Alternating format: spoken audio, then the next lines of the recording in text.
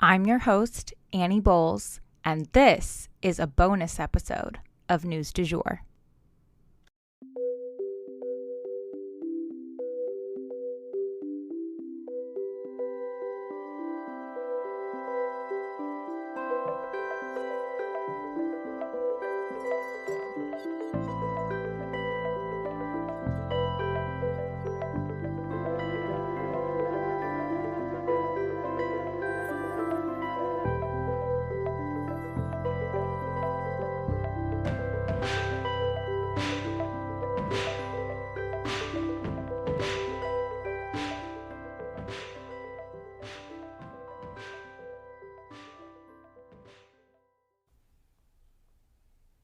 Hey everyone, and welcome to my maternity leave special series. I am so excited to finally be announcing this and premiering it. In case you don't follow us on social media, I'm going to give you guys a little recap of what exactly is going on. So it was never my intention to have any dry periods of time where you guys didn't have content from us. That just kind of happened with my health. I needed to take a break physically from News du Jour and not be producing content for a little while. And it killed me in my soul because I had all these big plans. I've been putting in so much work behind the scenes, picking these topics. These topics were not chosen by accident, and the interviews were not chosen by accident. I've been picking very deliberately topics that I want to shed some light on for you guys, getting feedback from you about what you want to hear and learn about, picking those topics and then researching them, writing about them, and recording all of these episodes. So the way that this is going to work is each week, you guys are going to get a longer episode than a regular News du Jour episode. It'll be a bonus about a particular topic so that you guys can continue learning about the world around you through this podcast while I am out on maternity leave and taking care of my body and taking care of my baby and introducing him to the world. So I'm really excited for this phase. I think it's going to be like a really fun little adventure. I wish I could be doing the news the way that I usually do because I think that's really useful for you guys from what I hear, but I will be back at that come September. So every week between now and then, we will be releasing a bonus episode for you guys on a different topic. And I hope that you will listen in because I have picked these out with care and I've done a ton of research. And this first one is very near and dear to my heart, and it overlaps with a lot of the other things we're going to be talking about in this special mini series.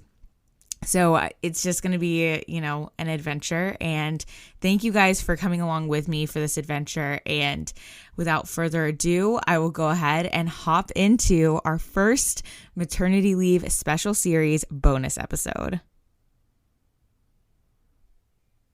So within this maternity leave special series, we're also going to be premiering some other sort of sub-series that we will continue to do through bonus episodes after I come back from maternity leave. So one of the new series that I wanted to announce for you guys, actually, the reason I'm starting with this episode is it really announces two new special series that we're going to be diving into.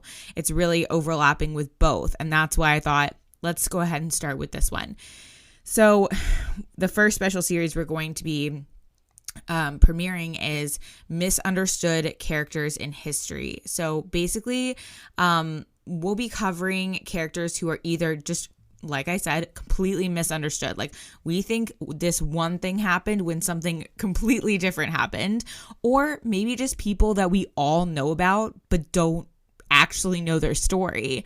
For example, we have Joan of Arc coming up. I think she's a great example of we have a general idea of she was the warrior woman, but what did she actually do and when, and what was her life story? So we're going to be diving into characters like that throughout history, and it'll be really fascinating. And we're starting today with this real story of who we call Pochahontas, big air quotes happening. If you guys could see me, her actual name was Matoaka.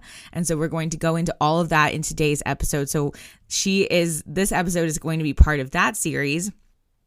But we will also be premiering a series about women's safety to go hand in hand with our work through Haven, which is our charitable component that basically champions women's safety in all of its various forms today. Now, this episode does not fit cleanly under that umbrella because for that special series, all of the episodes that we're going to be talking about are cases that still need justice, whether it's a missing woman we're trying to find, or if it's, a domestic violence case or a stalking case that still has not seen any justice for the victims. This is going to be a series that sheds light on those cases. And at the end of the day, what we're doing here with this episode today is shedding light on a real story, but it's not necessarily one that's ongoing today. So, it doesn't fit cleanly under that umbrella, but a lot of overlap. So I thought it was important to start with this episode, and let's go ahead and dig into it. So the story of Pochahontas is really the story of a woman named Matoaka. Out of respect for her real identity and her real story, we will be referring to her here as Matoaka from here on out. Pochahontas was actually just a playful nickname for her, and while it's probably what friends and family would have called her, it wasn't her actual name. And because we will be discussing such serious topics such as her kidnapping, forced conversion, rape, and murder, I think it's more appropriate to call her by her real name. I also wanted to give a blanket disclaimer here about sources. So what's tough is that a lot of the sources deemed credible are also sources dominated by white people, such as the Smithsonian, the History Channel, etc. So in this episode, I will be referencing information that comes from both sources like that, but also sources like Indian Country Today and other nonviolent focused groups such as Nonviolence International, because they are actually much more close to this issue, but you may never have heard of them before. So I kind of wanted to preface that this is where I'm getting my information about Matoaka's life. I just think it's important to tell her real story because it has been so twisted throughout time. I always like to be transparent, though, about where I'm getting my information, where it's coming from, especially when it comes to historical pieces, because there's no live footage to go off of here like with today's news. So as a child, I loved the Disney Pocahontas, full disclosure here. And this episode is not about shaming anyone who may have not been aware of her actual life story, but rather just to educate and inform and sort of correct a false narrative. I want everyone to know the truth about her life because she deserves that. And the issues that Matoaka faced in her lifetime are still plaguing our Native friends and in these modern forms, and especially Native women. It's all of our responsibility to stand up for them and to fight alongside them for their safety. While Disney's Pocahontas does a lot to demonize the greedy incoming settlers and romanticize a connection to nature, these things are pretty accurate based on what we've seen recounted historically. Today, we are going to focus, though, on Matoaka's life, her story, which is, after all, what the movie was supposed to be about, right? Matoaka was born in what is now Virginia into the Pochahontas tribe. Her name, Matoaka, actually means, quote, flower between two streams, end quote, which is interesting because while the Disney movie never refers to her as Matoaka, they do lean heavily into this idea that she is picking between these two river streams, the steady one and the busy one. Matoaka was actually born between two rivers, so this is likely where her name came from. Her mother died giving birth to her, actually, so she was raised by aunts and other women in the tribe. She was indeed daughter to a chief who she was reportedly very close with, just like in the Disney film. She looked a lot like her mom too, which I guess, by a lot of the historical accounts that I read, that's part of why her dad was so affectionate with her. He just, she reminded him of her mom. So it's super important to start off by saying that Matoaka was 10 years old when the colonists arrived in what is now Virginia. So a very far cry from this budding, eligible young woman who's so strong and mature that we see depicted by Disney. She was literally a child. John Smith at the time was 27 years old. So there is no evidence that these two had any relationship of any kind in real life. When Matoaka was about 14 years old, she was married to a man named Kocoum, legit in real life, and she had a son with him. Kocoum was indeed also a military leader, though not a super high-ranking one for a nearby tribe. Some suggest that he may have been a bodyguard at one point for her father, but this is not known for sure. Some historians speculate that this may have been a marriage based on love because of his lack of rank in marrying a chief's daughter, especially the chief's favorite daughter. That said, it's important to note that Padawan women were free to marry whoever they wanted. So she very well could have met him as a bodyguard for her dad, fallen in love, and married him and had a child. But sadly, this match may have led to Kocoum's demise. A few years into their marriage, an Englishman named Samuel Argall found out where Matoaka was and basically decided to use her as leverage. According to the many accounts that I have read, what I can say for sure is that he lured her onto a ship and trapped her there. Sort of the accounts of how she ended up on this ship are, murky. There's a lot of differing sort of placing blame on different people. But at the end of the day, this dude, Samuel Argall, he orchestrated it, and he put her on a ship to trap her. He planned to hold her there for ransom, and he did. He wanted, his imprisoned men and weapons back from Matoaka's father. So he thought, okay, I'll take the chief's favorite daughter and use her as leverage. Back in the village that Matoaka was taken from, her husband was murdered by English settlers, leaving their child to be raised by other women in the village. Matoaka was then held in captivity for long periods of time on this ship, and she was raped while she was in captivity, likely by more than one person and on a repeated basis. There are differing accounts of whether she became pregnant then with her second child or if she became pregnant with her second child later on, but she suffered from such severe depression and anxiety that her captors eventually allowed a visit from her sister to comfort her. Her second son was named Thomas. At this point, her English captors began doing anything they could to convert her to their lifestyle, from dress to religion to language and so on. They realized that the dad was not going to bend. He was not going to accept that she'd be used as leverage, and he basically kind of left her there.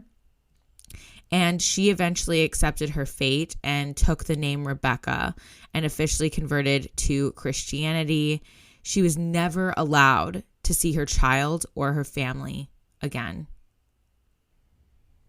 Hearing this story, I struggle to understand why Disney ever thought it was a good idea to make a children's movie about her life. I mean, it's just such an utter tragedy. And it continues. So let's go ahead and jump into the next chapter. What exactly is John Rolfe? Who is John Rolfe? What exactly was his role in all of this? Because if you ever saw Pochahontas 2, which I did watch as a child as well, because I liked the first one, we watched the second one. you may be asking yourself, did she marry John Rolfe in real life? Why would she do that? Why would John Rolfe want to marry a political prisoner? Was it for love? Honestly, I would say far from it, from what I've read. John Rolfe, of course, needed something from Matoaka. He was on a strict deadline from the crown to either turn a profit from their efforts in Jamestown, or they would lose financial support from the royals. Matoaka knew she and her people had methods to cure tobacco, but they did not share this sacred practice with just anyone. They didn't share it with anyone outside the tribe. So John Rolfe saw tobacco as the way to make Jamestown profitable, and thus he knew marrying Matoaka and marrying into the tribe basically would be an attempt to learn this curing process for tobacco and then sell the tobacco to the Brits and maintain his cushy relationship with the British crown. And you know what? He did it, and it worked exactly how he planned it. Matoaka's father did not attend the wedding out of fear for his safety, but let's be honest, this wasn't a real marriage anyway. She was not a willingly consenting party. But historical documents show that he sent her father sent her a strand of stunning Chesapeake Bay pearls for a wedding gift. So, she's been depicted in different paintings wearing these pearls, and they're said to be significant. So that maybe is where Disney pulled that necklace reference. I'm not sure. I didn't see anything saying that the pearls belonged to her mother or anything like that, but there was a significant necklace in real life, and there was a significant necklace in the Disney movie.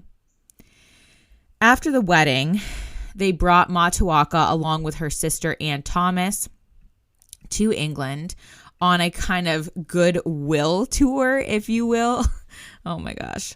They paraded her around basically as an example of how indigenous people were getting along with English settlers, supposedly. When this was obviously absurd, as she was being held against her will. So how can you be getting along with someone who is literally holding you in captivity? I'm not sure that's a thing. According to accounts from her sister, she was desperate to get away from her captors and see her father and, of course, her son that she left behind in the village. On the ship heading home, she was in perfect health, according to those around her, yet during dinner, vomited suddenly and died. So those closest to her believed that she was for sure poisoned. And it definitely seems that way. I mean, how many 21-year-olds do you know just like keel over one night at dinner? She was buried in England, which kills me because that could not have been what she wanted, at St. George's Church in 1617. This was so far away from her homeland and her family, without any regard for their mortuary customs. Tribes have been asking ever since for her remains to be returned to the United States and relinquished to the Pochahontas tribe, and yet British officials now say that they are actually not even sure of the exact location of her remains, which is just horrifying. Matoaka's father died within the year out of grief. Thomas was left in England, who, he eventually got this Western education, but eventually returned to the Pochahontas tribe as a grown man, where he married and had a ton of children. So how exactly did we end up with the narrative presented in the Disney movie? I mean, was this all just dreamed up by their creative team? No, actually. So John Smith, many years later, wrote in his journals that Matoaka had saved him from being executed by her father. It's still really unclear as to why he would write something like this, because it has been deemed virtually impossible. Like, this 99% did not happen. Where he claimed to have been in Virginia would have been miles and miles away from where Matoaka lived as a child, and she would have been 10 or 11 years old and not a participant in any ceremonies where a foreigner might have been put to death. Some think that he misinterpreted a ceremony, or some other young woman may have intervened on his behalf that he thought was Matoaka. There's also a Scottish ballad, though, that parallels this story very closely, and some believe that John Smith simply lifted that story from Scottish folklore and that it actually never happened at all. John Smith was actually known to be pretty attention-seeking, and it's pretty possible that he just made this whole thing up. But after he wrote this, and after her marriage to John Rolfe, Matoaka became this kind of idealized heroine who had bridged the gap between Indigenous and British cultures, which, again, she was forced to be living out this role. She didn't do any of this of her own accord. So I think it's really unfair to even hold her up as some kind of hero, because the thing is, she didn't choose this for herself. Maybe she didn't want that. We just don't have we have very limited insight into how she was thinking or feeling at this time, because she wasn't allowed to be around anyone that she really trusted for long periods of time. In reality, this was a teenager who was kidnapped, forced into marriage, raped, and likely murdered at the hands of British colonists. But you can see why the Brits might like their own version of things better. The version of Matoaka throwing herself over John Smith to save his life is even depicted in the U.S. Capitol Rotunda building today. Today, there is imagery of that happening, despite the fact that it likely never happened. Sorry, guys. I'm recording this towards the end of May, and if you are from Oklahoma, you know the struggle. There are thunderstorms really aggressively all throughout the spring every single year, so that's what that boom was. It was thunder. Anyway, just to sum things up, you guys, the fact that there's a depiction of this pretty much debunked story in our U.S. Capitol building, I think points to the idea that Matoaka, aka Pochahontas, is an incredibly misunderstood character in history. And even though I am not an expert on Indigenous histories or Native cultures, I felt compelled to share what I could learn of her real life and her real story, because it is so tragic and because it's such a far cry from how we talk about her and learn about her and think about her in modern American society. And I know, like, for me at least, I always had heard, like, this isn't her real life, this isn't her real story from friends of mine. But, well, then what is? Like, what happened? You know, that was my big question mark. And that's why we created this series of misunderstood characters in history. And if there's someone that you guys have always been curious about or want to know more about, definitely DM us, email us. All of our contact info and social media is, of course, in the show notes. I want to dive into someone really fascinating in their life for you guys and figure out what is myth and what is fact and separate the fact from fiction. I think that is going to be a really fun part of this series. So stay tuned. We have a few other misunderstood characters in history coming out between now and the fall, so you'll hear some more of them. And then, of course, like I mentioned at the top, we'll also be discussing a ton of women's safety cases as well, so stay tuned for both of those. The women's safety cases too are going to be incredible because they're going to give you guys a chance to really help. You know, I know hearing these stories, like hearing what happened to Pocahontas, leaves me feeling so helpless and just, you know, that you wish you could go back and give her the life that she deserved, that was rightfully hers, but we can't. With these cases that are ongoing today, there's actual justice that we can seek, at least, there's ways of making an actual difference in the here and now. And that's just so much more satisfying and important to jump in on. So the current MMIW crisis in general is something that we're going to get into pretty heavily. So stay tuned for all of that. And I appreciate you guys listening. I hope you'll listen every week to our bonus episode for this special maternity leave series. Talk to you guys soon. If you enjoyed this episode, please consider becoming a patron of our podcast. For $7.99 a month, you can unlock tons of perks like breaking news text messages so that you're never out of the loop. Tons of bonus episodes are already up there ready for you to binge, and a discussion board full of networking opportunities and much more. Go to www.patreon.com/sugarfree media today to become a patron. This is the best way to support our show. Our patrons make News du Jour possible. But a couple other ways to support our podcast are rate and review on whatever podcast platform you use to listen, share on your social media, you have influence, tell your friends, family, and colleagues that you love News du Jour and why you listen. You can also follow us on social media under sugarfreemedia.co on Instagram, just sugarfreemedia, all one word, on TikTok, and sugarfree_media on Twitter.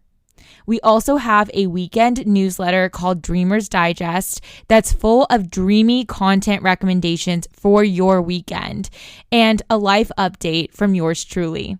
Sign up today on our website, www.sugarfreemedia.co. Our music is by Joey Lavoie and Nicholas Foster. Our cover art is by Hannah Pierce Photography. Our Sugar Free Media logo is by Catherine Jesic Designs. Any twinkling or little footsteps you might hear in the background are by my dog, Rhett. He's a rescue pup and always records with me. We appreciate you listening and look forward to telling you about the news again next time on News du Jour.